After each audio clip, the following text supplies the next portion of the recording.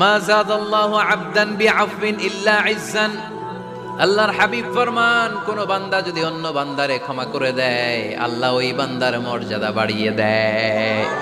ওয়া ইন তা'ফু ওয়া তাসফাহু ওয়া তাগফিরু ফাইন্নাল্লাহা গফুরুর রহিম। তুমি যদি অন্যরে মাফ করে দাও, তুমি যদি অন্যের ভুল ক্ষমা করে দাও, তোমার ভুলগুলো ক্ষমা করে দিবে কে?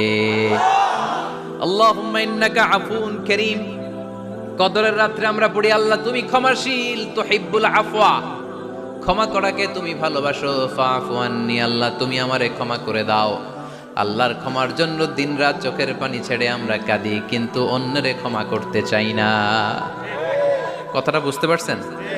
আমরা আল্লাহর ক্ষমা চাই, কিন্তু আমরা আমাদেরকে ক্ষমা পেতে হলে আগে ক্ষমা